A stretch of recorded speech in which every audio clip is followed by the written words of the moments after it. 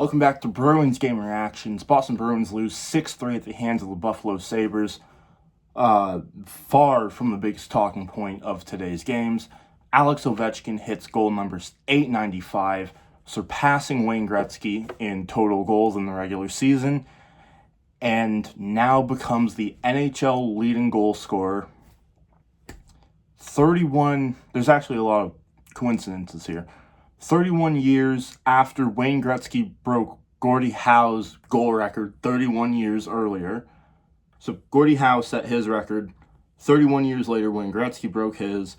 31 years later, Alex Ovechkin breaks Wayne Gretzky's goal record. So that means we gotta wait 31 years till we see the next goal record broken. Also, 21 years to the day that the Washington Capitals won the draft lottery to draft Alex Ovechkin. First overall, 2004, April 6th, and then obviously today, April 6th, 2025. That's 21 years. You can do simple math. Can't be that hard. Getting right into this game, what else did we not know beforehand? David Pastrnak is a god. That is the only way to put this. He has carried this team, picked up 3 more points in tonight's games. He's factored in on the last 10 Bruins goals this season, which is absolutely insanity. And because the team's so bad around him, he's getting zero talk in the media. I've said my piece on that, though. Boston played great for the first 40 minutes. They played, great's a strong word. They played a great first 20, played an all right middle. Ooh, that final 20 was horrendous. I mean, overall, I'm not going to complain. It's the second half of back-to-back. The puck was bouncing all over the place. It was not a clean game from either team. Starting off, though, nice and early, 3.5 minutes in, Elias Lindholm gets his 16th goal of the regular season from David Pastrnak and Henry Jokiharju, former Buffalo Sabre. Bit of a revenge game. Oh boy, can I remember this? I think I can.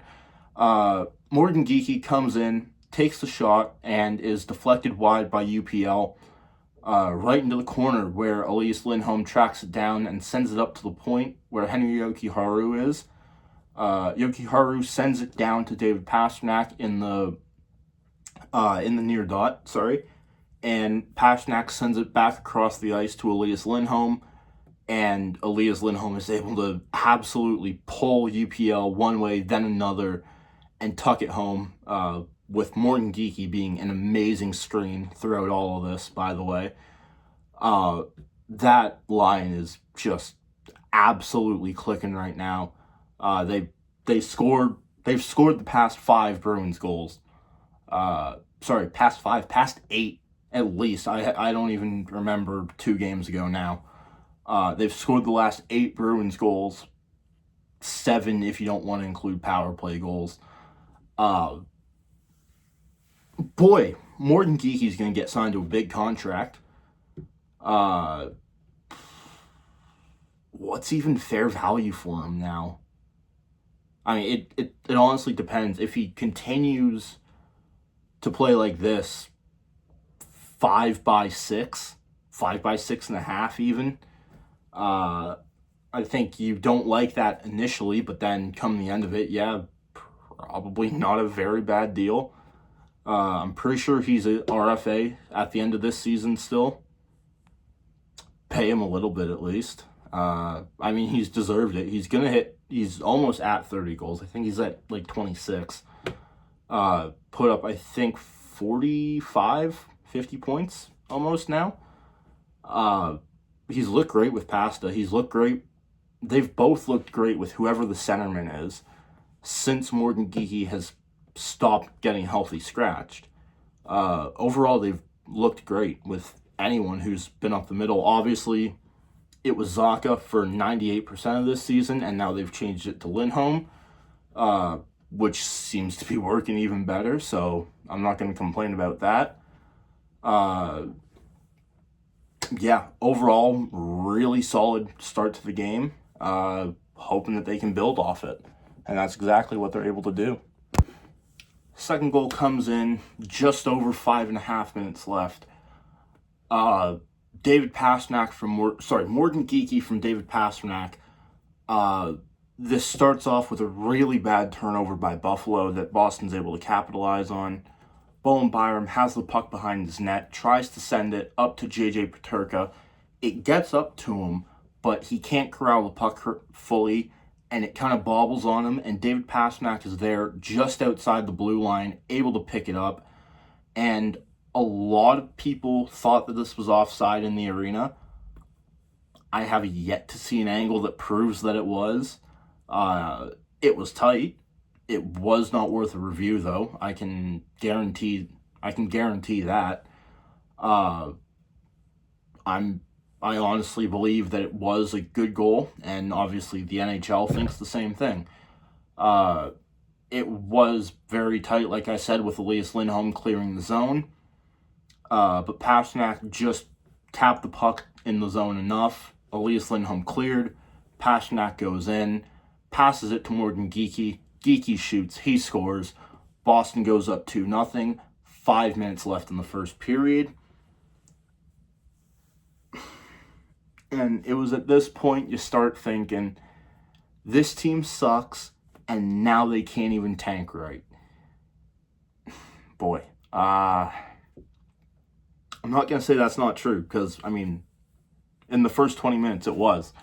They were pretty dominant. The shots didn't quite represent that. They were about even. I think Buffalo actually led in shots by maybe like 2 or 3. But as the game went on, Buffalo definitely became more and more dominant. And then at the end of the game, it was just absolute curtains. So heading into first intermission, Boston is up 2-0. And, I mean, we know what's coming. Unfortunately, it has to come, though. First Buffalo goal comes 7.5 minutes into the second period.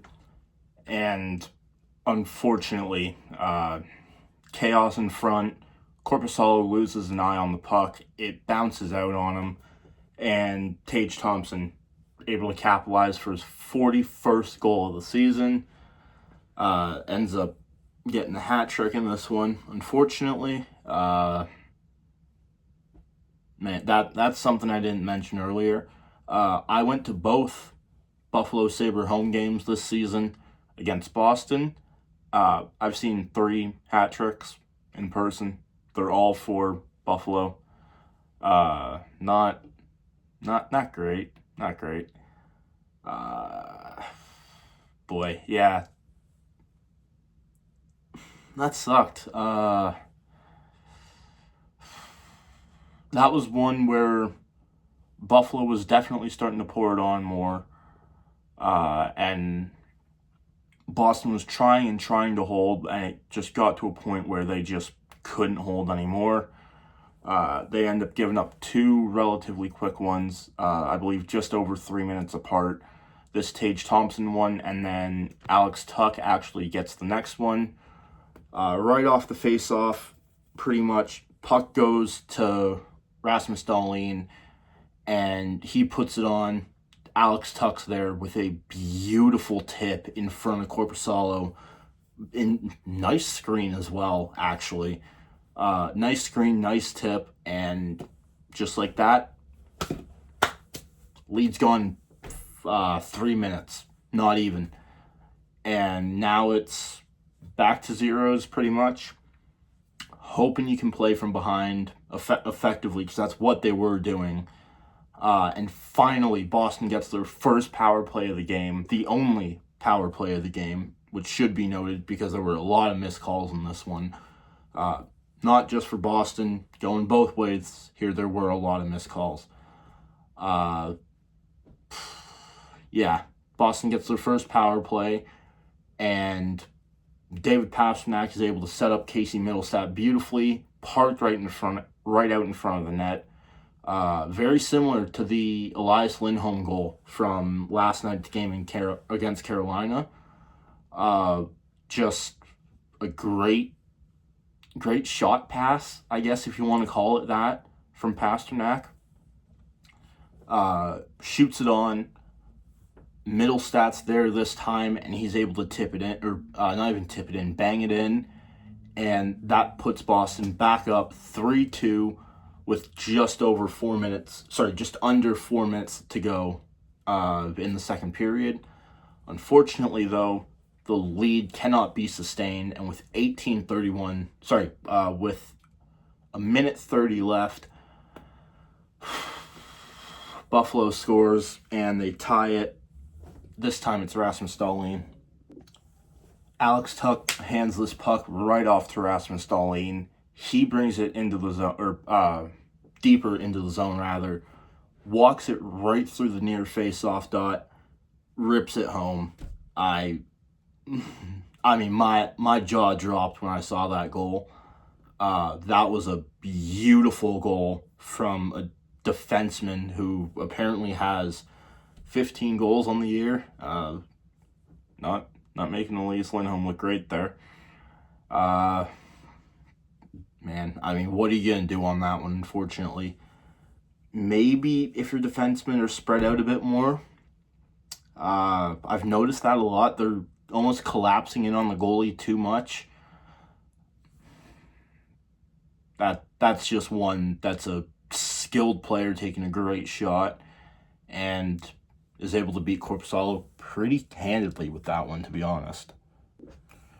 We head into the third period, tied up at 3. At this point, Boston's relatively lucky to be tied up at 3.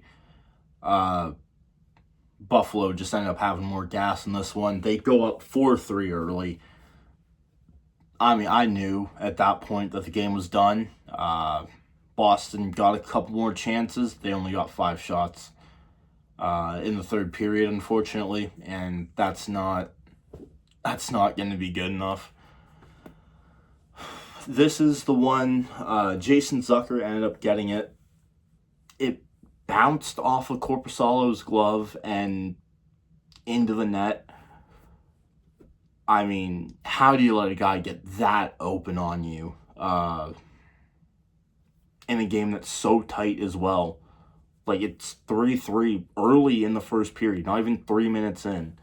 Add that to the list of goals at the before or at the end, at the start or end, plus minus 3 minutes of a period. Man, I mean, 4 guys collapse on Bowen Byram, the puck carrier.